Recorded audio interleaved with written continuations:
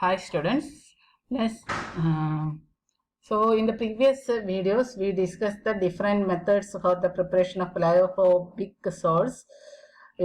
Condensation method. Here we are going to discuss the dispersion method. Dispersion method means large coarse particle of the material to be dispersed and are broken down to a smaller particle of colloidal dimension in presence of a dispersion medium and a small amount of suitable stabilizer like electrolyte.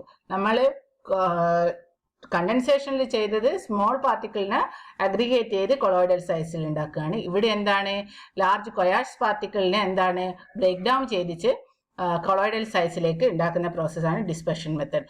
അതിൽ first one is the mechanical dispersion.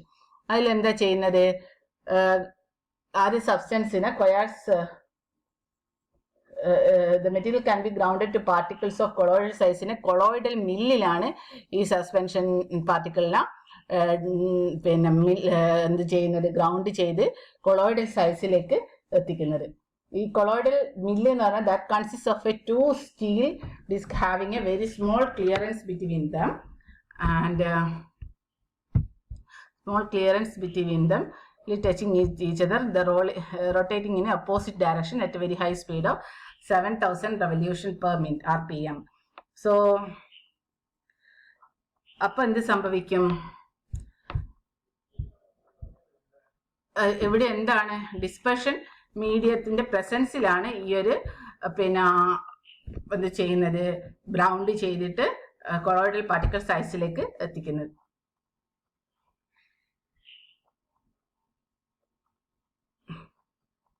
അപ്പോൾ അവിടെ കൂടാതെ എന്തുണ്ട്, ഒരു stabilising ഏജന്റും കൂടെ add ചെയ്യുന്നുണ്ട് to getting a sol of the material. Indian ink or black ink, paints, varnish, dyes etcetera are prepared by this method. For the preparation of Indian ink is prepared by dispersing lamp black in water by means of this colloidal mill, and the stabilizer used for this preparation of Indian ink, gum arabic. Okay, the next method is the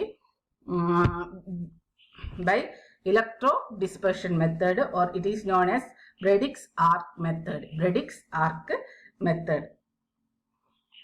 What is the Bredik's arc method? It involves electrical disintegration of coarse material and is particularly suitable for the preparation of aqueous colloidal dispersion of various metals like gold, silver, platinum, copper, etc. in water. This method is used to prepare salts of platinum, silver, copper or gold. So for that, what we are going to do, the metal whose salt is to be prepared is made as 2 electrode. ഏത് മെറ്റലിന്റെയാണോ soul ഉണ്ടാക്കേണ്ടത്, that are used as an electrode and are kept in a water containing traces of alkali taken in a vessel that is surrounded by an ice. Okay, പിന്നെ എന്താ ചെയ്യുക, and direct electric arc, current electric arc is struck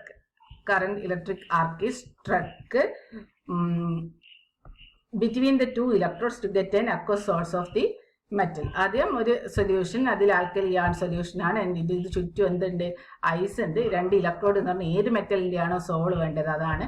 അത് തമ്മിൽ എന്താണ്, ഒരു electrical arc connect ചെയ്തിട്ടുണ്ട്.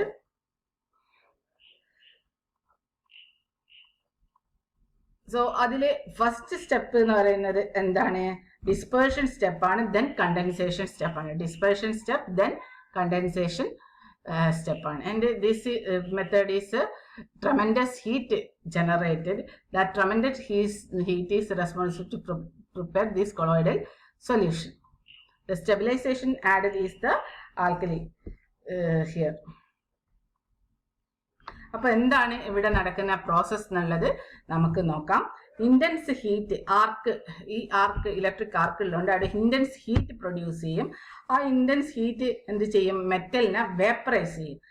ആ vaporize ചെയ്തതിന് എന്താണ്, ഐസ് യൂസ് ചെയ്തുകൊണ്ട് that will be condensed by the condense ചെയ്യും and to give the colloidal particle സൈസിലേക്ക് അതിനെ പിന്നെ കണ്ടൻസ് ചെയ്ത് കൊണ്ടുവരും. അപ്പോൾ അങ്ങനെ കണ്ടൻസ് ചെയ്ത് വരും. അവിടെയുള്ള alkali present, that is the stabiliser, will stabilize this in a colloidal size. That is the Radix arc method for the preparation of lyophobic salt.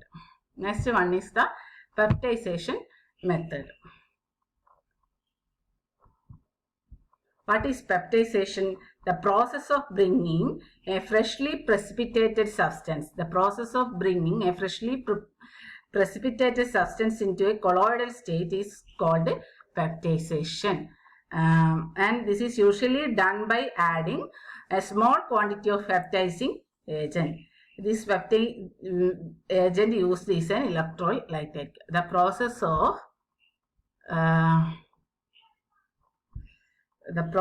bringing